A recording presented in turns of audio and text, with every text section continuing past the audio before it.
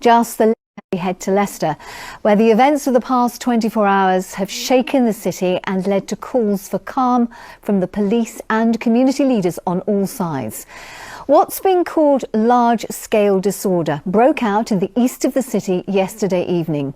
Just the latest incident in the past few weeks amid tensions involving mainly young men from sections of the Muslim and Hindu communities. Well, our social affairs correspondent Jeremy Ball is in Leicester for us this evening. Good evening to you, Jeremy. What's the latest you have there? Well, they just actually closed Belgrave Road again. They had a peaceful protest here earlier, but a lot of police activity just in the last couple of minutes. As you can see, lines of police across the road. We can see a lot of flashing lights further up Belgrave Road, and some of the protesters here earlier still back again. Now, as you can see, it's quite tense. We've had appeals for calm today, not just from the police, but from Hindu and Muslim leaders here in Leicester. They've described the violence last night as horrifying and alarming, and they've condemned what happened last night. Anger on the streets of Leicester as tensions reached boiling point. Bottles used as weapons as police tried to keep the two sides apart. Leicestershire's Chief Constable made this appeal from the scene. My plea is for people to remain calm and not get involved. Hundreds of people came out as leaders from both communities tried to calm things down. They say the trouble's been stoked up on social media. It went on for several hours. It was havoc. It was really bad.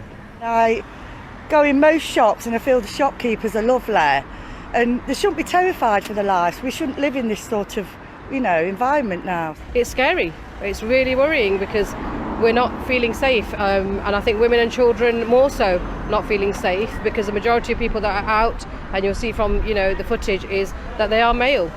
The police say last night's trouble began after a protest they weren't expecting, a march to Green Lane Road, a largely Muslim area, by men shouting Hindu slogans. That was always going to be seen as a clear provocation, but it's just the latest in a series of tit-for-tat incidents since the India-Pakistan cricket match last month. I call on the community now to let's exercise that peace and calm that we are so well known for. And this afternoon, the police were checking for anything that could be used as a makeshift weapon as young Muslims arrived on Belgrave Road for what was billed as a peaceful protest. Community is really worked up because for the past 2 weeks we've been trying to calm the Muslim community down, telling them that listen, the police have got everything under control. People wanted to do a lot of demos and protests, and we stopped all of them. We said that listen, don't do it, it's going to escalate things. It may be taken as we're aggravating the situation, even though that's not the purpose. The Muslims and Hindus, Sikhs, we've been living in peace down here for years, decades. As they moved onto Belgrave Road, there was some frustration that they weren't allowed to march today. But after what happened last night, it's hardly surprising that the police weren't taking any chances. Jeremy, Leicester prides itself on its reputation for different communities living side by side. I mean, this must be a very serious concern.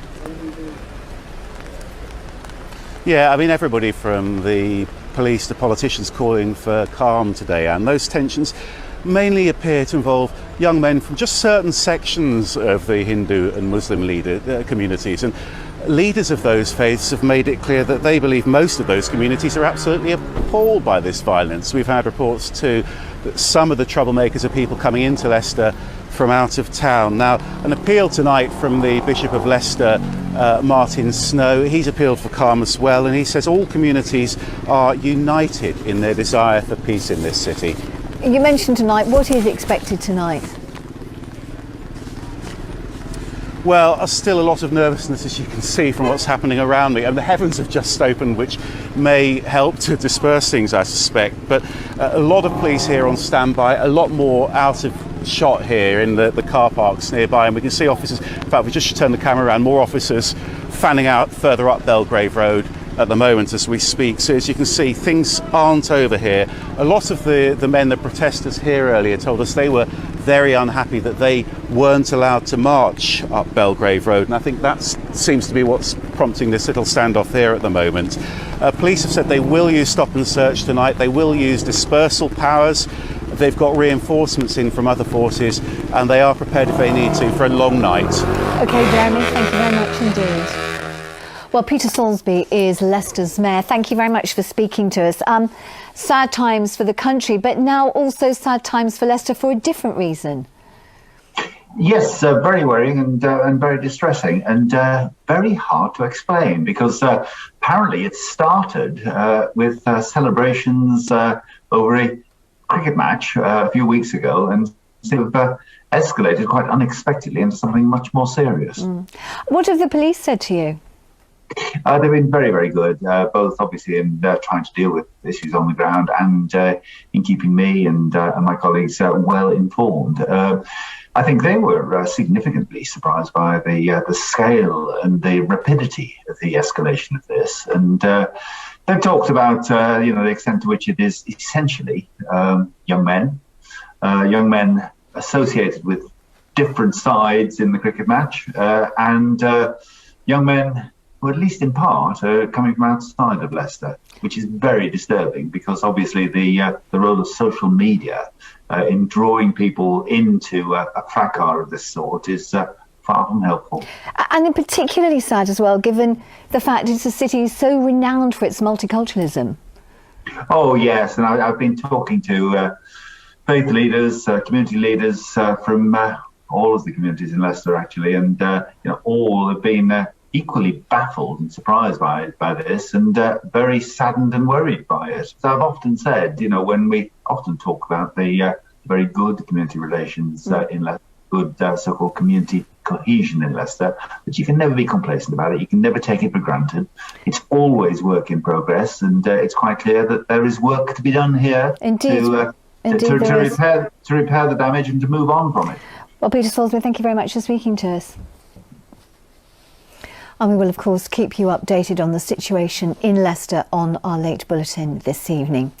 And my colleagues well informed. I think they were significantly surprised by the scale and the rapidity of the escalation of this. And they've talked about the extent to which it is essentially young men associated with different sides in the cricket match, and young men who, at least in part, are coming from outside of Leicester, which is very disturbing, because obviously the role of social media in drawing people into a fracas of this sort is far from helpful. And particularly sad as well, given the fact it's a city so renowned for its multiculturalism. Oh yes, and I've been talking to faith leaders, community leaders from all of the communities in Leicester, actually, and all have been equally baffled and surprised by this, and very saddened and worried by it. So I've often said, when we often talk about the very good community relations in Leicester, good so-called community cohesion in Leicester, that you can never be complacent about it. You can never take it for granted.